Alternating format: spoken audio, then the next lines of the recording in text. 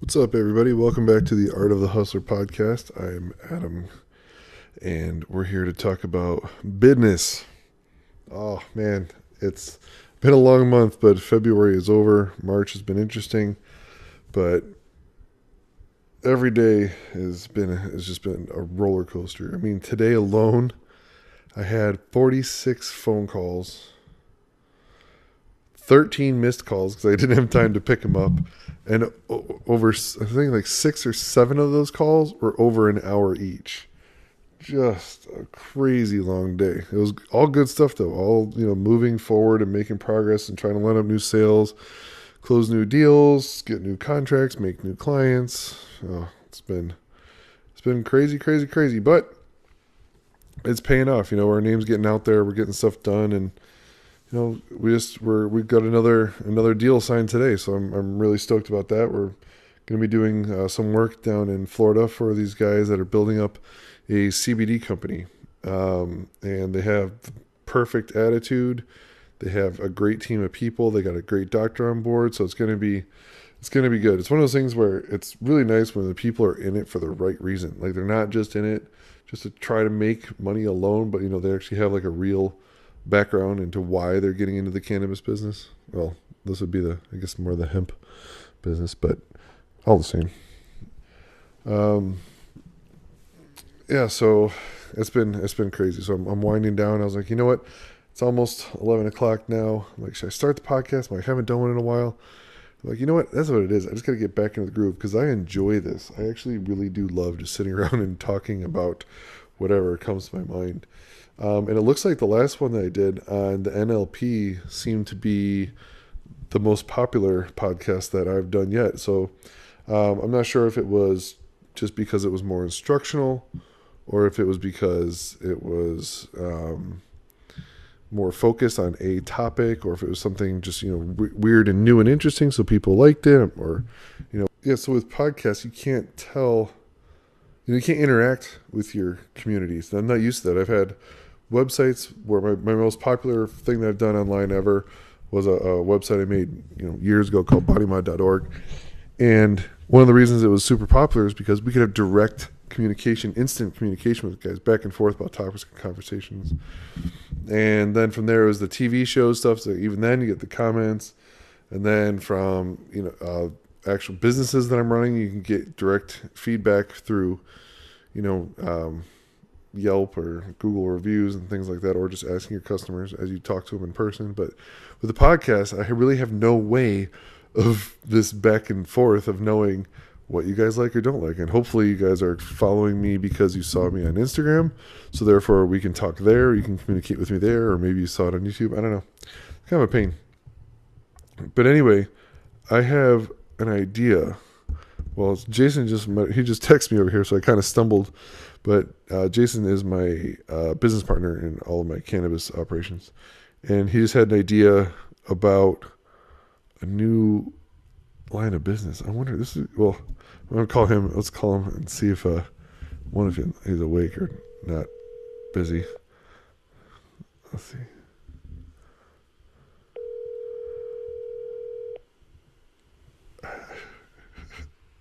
He's probably... Yo. Hey, what up, dude? What up, bro?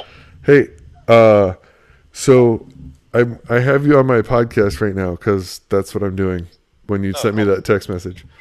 But so I'm not sure if I'm not going to go down to like what we're talking about with the clients through the text, but the idea that just spun up in my head is you sent me something about, hey, yeah, like, we could just rent a corner of a room or whatever, and then we work out a deal, and that's how, everyone gets paid and everyone gets to do what they want to do, right? Is that the basic idea? Okay, so yeah, one, for the business thing that we're talking about, yes, that's great. Because then, Right. they can do whatever the fuck they want. But that just triggered like a whole new thing. Now, I'm sure we definitely have to look into the legal licensing aspect of this. But what if, just hypothetically speaking, we had a grow in LA, and we had, let's say we were licensed for a 10,000 square foot grow. Yep. Now, we sell square footage of our grow to people, kind of like WeWork, where you can come in and rent an office, come in and rent a grow space. You get your own, either 10 by 10 room, like just to test some little stuff out, 100 by 100 square foot room to test bigger things out. But we make all the purchases. We're the ones that do everything, whatever. And then we just hire them as employees, that have occupational licenses or whatever. So this way they're allowed to go in the garden. They're allowed to work. They're employees of ours. But they're paying us to rent that space. Yeah. You see what I'm saying?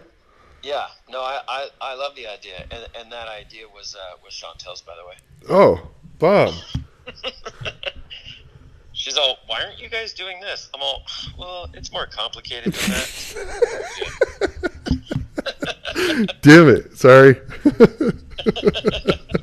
the world, girl. Oh fuck. No, I think that's a good idea because, one, we're not coming out looking like, hey, let us put our technology in your facility and let's hope it works. And if it does, will you buy it? If not, then you don't have to. That's not the case. Here, we go in basically saying, hey, do you have extra room in your facility? We want to rent a corner of your space, and let us use our technology, whatever we get out of it. You're moving all the product. It's just, for doing so, we're going to work out some kind of a half-term deal to where, we want half of the net profits or whatever from it. Yeah, dude. I think there's a definite thing there for sure.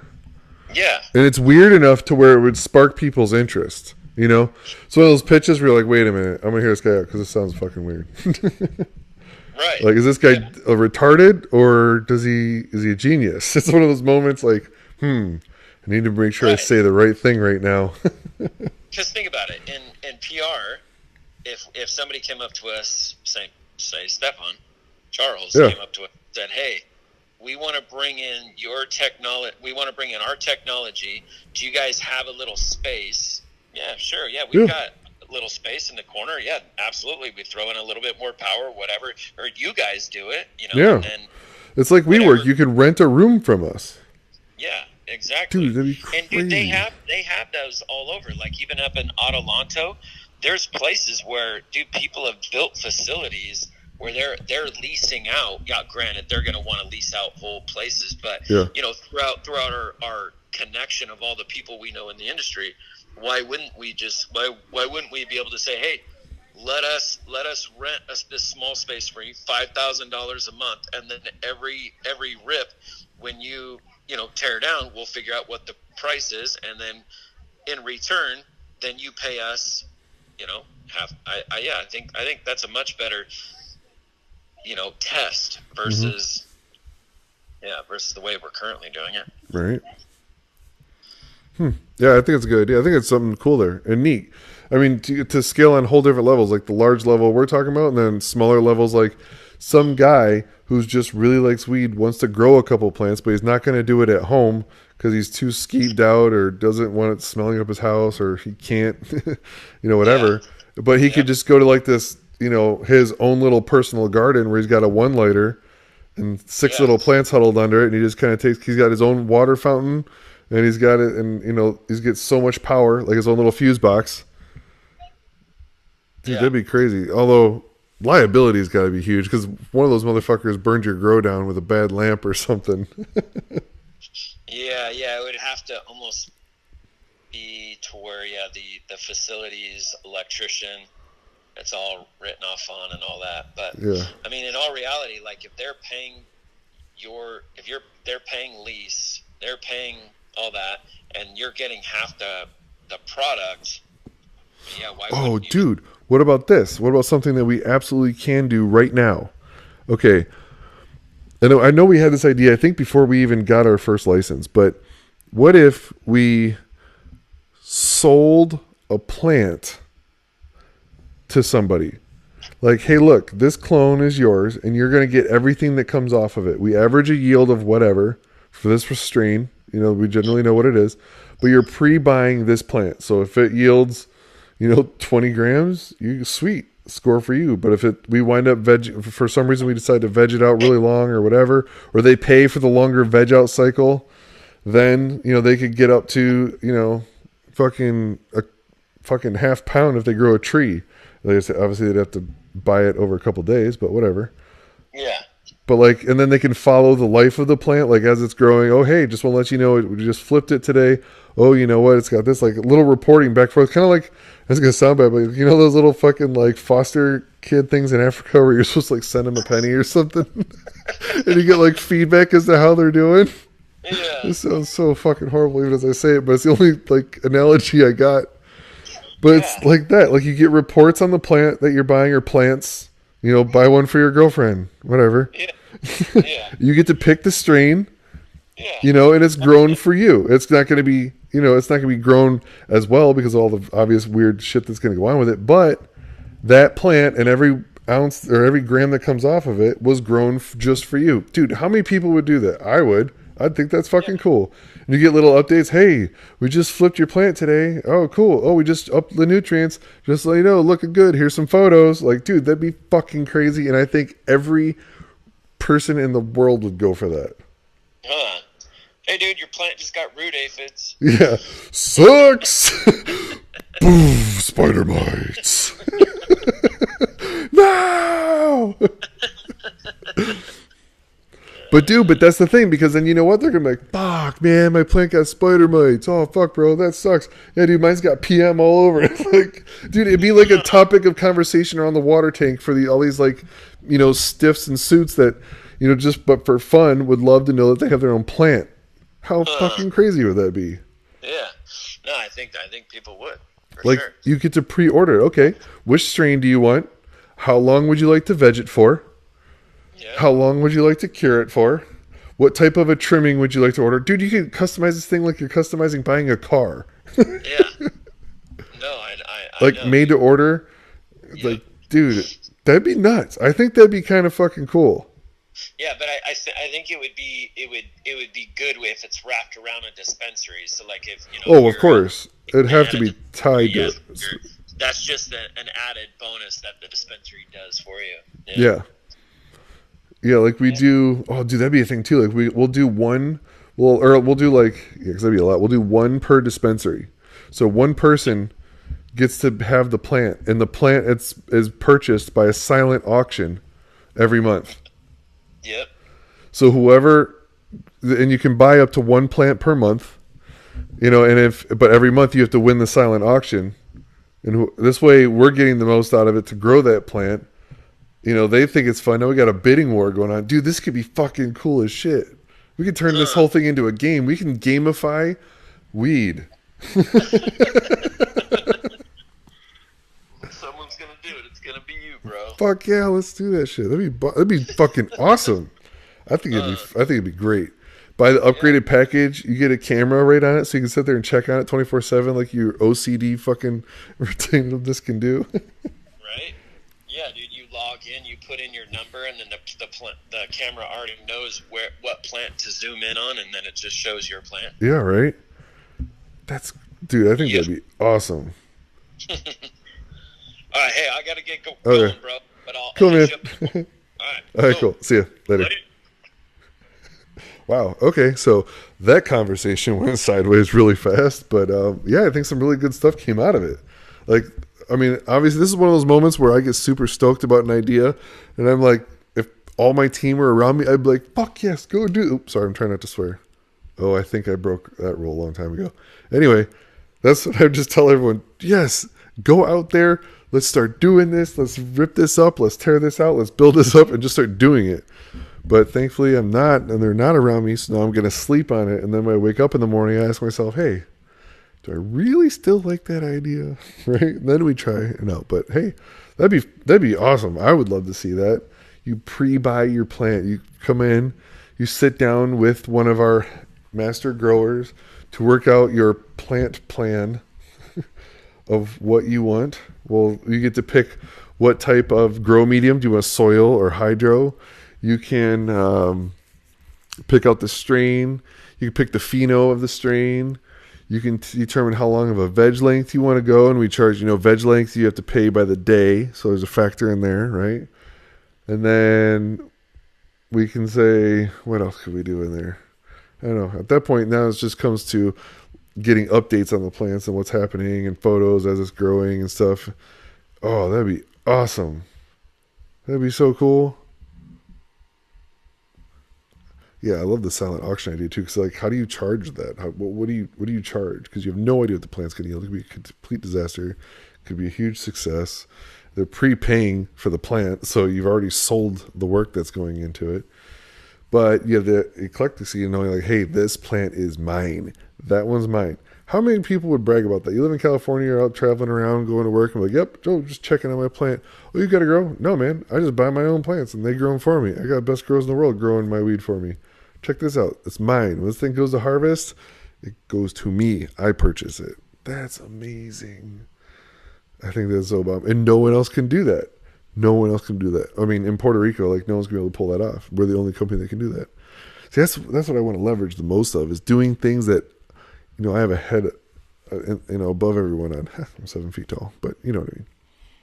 But yeah, I don't know. I think that'd be freaking cool. Anywho, I got totally sidetracked. What I wanted to talk about were some sales techniques, because I've brought on 2 new partners that are heading up sales and business development and things for Root Effects, the cannabis consulting company. And we were going over sales stuff, and I was just kind of telling them like how I like to close and how I like to build up sales and build up my rapport with my people before we do it. And we got on a call, and we had lined up a good deal. So I gave it to them to basically close it out. I was like, okay, look, here's the contract, here's the SOW, here's how we're going to do this stuff. We ran through it together. So the night before, I sat down with them, and we went through the whole, basically what the meeting should be like tomorrow, on how to get these guys to close it out right and everything. So it was awesome. But in doing so, I was like, oh man, there's a lot of great notes in here. I should start telling people this kind of stuff. So at the last minute, I started to write down some notes of like some of the sales techniques, if you want to call them that. Techniques makes it sound like I've planned a technique on what I do. That's not it. I wing it. My technique is winging it. I don't know. It's just from doing it so much and from studying so much and working on it. It's like muscle memory now. So I don't even really think about it. And really, it's in sales. It has to be at that point, because you don't have time to make calculated decisions once you're in the room with the person trying to close the sale on or on the phone. You already have to have your decisions made up. You have to run the whole thing in your mind ahead of time. It's almost like debate, right? Like you have an argument that one of you are trying to prove or disprove, or from a negotiation standpoint, and you have to come out the winner. So what do? So you have to have all these arguments and have all these different plans of what they could say and against everything you say. And you gotta have the rebuttals already built up against everything. This way, as soon as they ask you a question, you know the answer that steers them back on track to get them to close the deal. But yeah, it worked out really well though. The sale, we pitched them the contract, and they took 2 days to review everything, and then we had a follow-up call, sold and closed. So it was great. It was from pitch was Thursday night at like 10 p.m. and close was Monday at 11 a.m. So yeah, that was a good turnaround. I like that. But anyway, so I started to write down some notes of these things I was telling them, so I figured I'd talk about them in here, because where else would I talk about this stuff too? So the notes I took down are these. These are just some high level things. The first one is don't provide options. When you're providing your client with a contract of services or some widget you're trying to sell, if you give them options, they're going to think about it way too much. They're going to be thinking, oh, do I want this or that one or that one or that one, or I don't know, maybe that one. Can I do a comparison? Or what's the cost benefit analysis of this one versus this one? It's like, man, look, just come back with them and be like, look, this is what we're selling you and this is what you want, and it's awesome and it's going to make your life amazingly more simple. Okay, cool. Yes or no. Give them just that, and then it's easier to push them towards yes rather than, well, this one, or I don't know, but this one. Like, don't let them think. We want muscle memory here. We want them to react to the contract and sign it, not think about it and ho-hum and whatever. We want them to sign immediately, which brings us to the next one. Get the signature. Whenever you're trying to present a contract to someone, try to get them to sign it right then and there. The more time you give them with it, the more they think about it, and the more they can change their mind or come up with some other reason they don't want it, or talk to someone else that tells them, hey, I don't like that idea. Because when you ever ask anyone for advice on anything, does anyone ever say, yeah, that's great, it's totally perfect, you should totally do that? No. Everyone is always going to give their advice as to why their idea is better. Oh, you really should check this. And did you kick the tires? And oh, yeah, because you're not smart and you don't sound smart unless you tell your friend something that he should be aware of or he should be on the lookout for. So whenever anyone asks for advice from somebody else about something, they're going to tell you you suck in one way or another. So you don't want that to happen. It's never good. So get them to sign quickly. Something I like to do is if I send the contract out on a Thursday afternoon or Thursday night, I'll send it out like 8 o'clock at night, because I know that the people that are responsible for signing that thing are going to read it, because when they see emails from me, they generally read them. I have an email service that lets me know that they read them. So this way it makes my life a lot easier as well. So then on the next morning, we have our conference call lined up to go over the contract to get them to sign it. So between them reading it, which I know they read it the night before, and the morning of, they really haven't had time to present it to anyone, to ask them their opinions or feedback.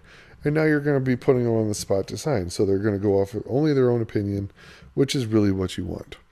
So get the signature. Whatever you got to do, try to get that signature before you walk out the door. Because the more time you give them, the more likely you're going to lose the sale, or it's going to be a lot harder to close that sale. So try to get it ASAP.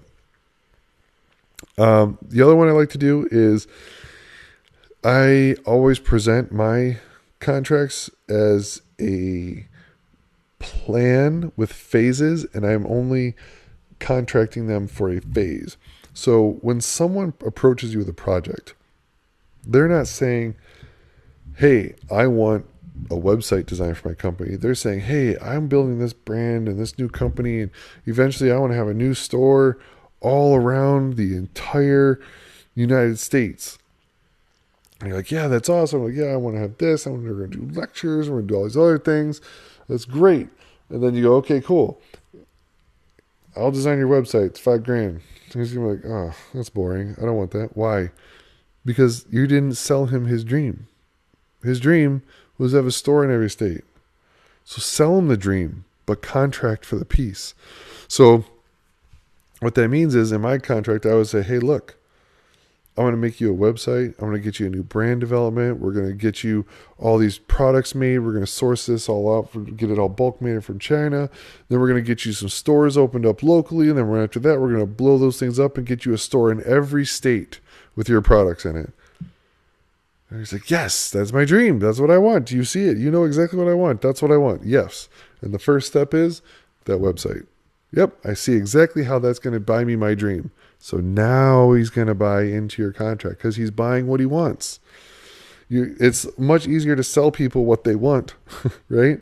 So sell them what they want. Just make the contract for just this particular piece. So this way you're constantly selling him that dream, and he's constantly winning by getting his pieces getting closer to that dream, right? You never just want to sell one thing. You want to sell something that never ends, because otherwise you lose your client. You don't want to ever lose your client. So sell them the whole sexy dream that they're having. Sell all of it to them. Just contract for that little piece that you're going to do right now. That's it. So that's kind of like, wow, the next note here, which is I phase in my sales. So the first piece is, contract one is a low price. It's always some low-hanging fruit that gives me the immediate returns and quick wins. So that when my contract is fulfilled, only a couple weeks or months have gone by, depending on what's considered quick for what we're doing. And they can go, wow, look, you've delivered on this. It works. We're already making money on our stuff now. We're already seeing the results of the work you give us. That's great. Now, because I've already sold them, because while I'm doing phase one, I'm also selling them on phase two at the same time. We're now ready to start phase two because you just signed that SOW yesterday. Perfect project planning. Our project, the first phase finishes. The day before, the second phase is the start. So you've already got them sold. And now you got them in a pattern. We work. While we're working, we sell the next contract. We close it. End phase 1, begin phase 2. Work, begin phase 3 contracts. While you're working phase 2, pitch phase 3, blah, blah, blah, close, repeat. And this whole time, we're selling them that dream, right? So we sell them that dream. We contract for the piece and deliver. That's how, so we phase in our sales. I like to do the lower price ones first just to get in the door. And then we can build it up. Because also if they're startups, you don't want to charge them a ton of money when they don't have it or they can't really afford it. You know what I mean? It doesn't. So break it up into the smallest amounts possible. So it's, hey, look, yeah, you want this thing? It's $500. No problem. It costs you, a couple hours of your time, whatever. But it gets that first contract signed by them. And now you guys have a working relationship. No matter how big or small your first contract is, if you have any contract with them, you're in the door. So the next time a real thing comes around or you can show them a real thing, you're the person they're going to go to because you're already there. You've already built that trust that you can deliver something no matter how big or small it is. So, yeah. Phase in the sales, start with the low one just to get in the door, and then start progressively larger ones. Because as you make them more money, they have more money to spend, you can pitch larger contracts. So help build their business with you. Last one was be that you want to try and do sales in person as much as possible. Yes, you can do it over the phone. You can do it over internet and Skype and all that stuff, but nothing beats in-person sales. There's a reason I will fly to Florida for a 30-minute meeting, spend $1,000 on this whole thing, and come back. It's because the potential of the sale is so worth $1,000. And what does that mean? It means I'm going to do whatever it takes. I'm going to show up and be in front of that person, take them out to lunch, hang out with them all day if I have to, take him to a strip club after work, put a bunch of tits in his face. I don't know, for all the people who are like, oh, this is offensive. That's how business works, okay? There's a reason strip clubs exist, and there's reasons sleazy dudes are running companies. It's just the way it works. I personally can't stand strip clubs, but you know what? I will take my clients there that want to go there, and I'll make sure they have a great time because I don't care.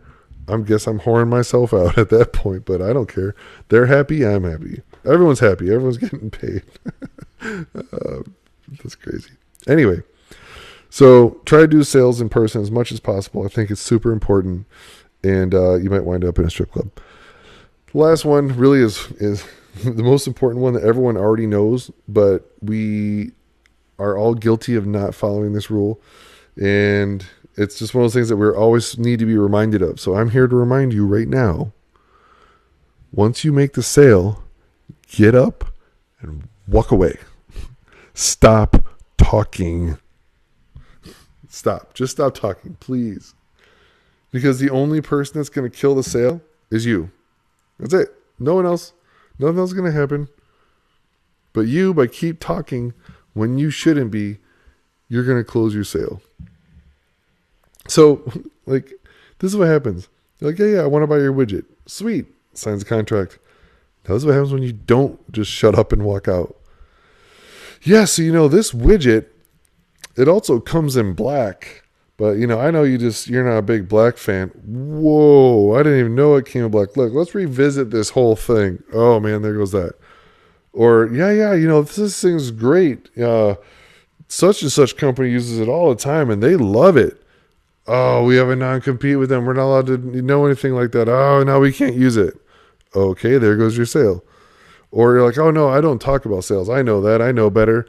I just build business rapport post-sales. Just make laugh and talk for a little bit like old guys or something. And, hey, Bob, how's that wife doing? Oh, she served me with divorce papers 2 days ago.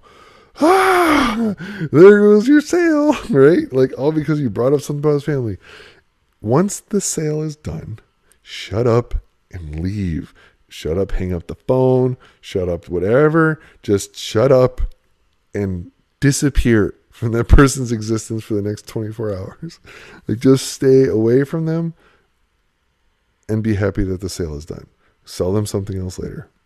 But yeah, I know it's one of those things everyone knows, but when you're in hyper business rapport mode, you're friends with these people, so you want to talk to them, and sometimes you don't get to see them except for in these conferences. So you want to talk. So be careful with talking. That's not about whatever the sale is at that moment in time. I try not to bring up small talk and sales in the same meeting, which is why I will sell in the office. I'll small talk at lunch. I'll sell back in the office. And then we'll all hang out and small talk at the strip club. I think that's it for me, guys. I'm heading out now that I've recorded this thing. I'm happy. I will see you guys next time. Peace.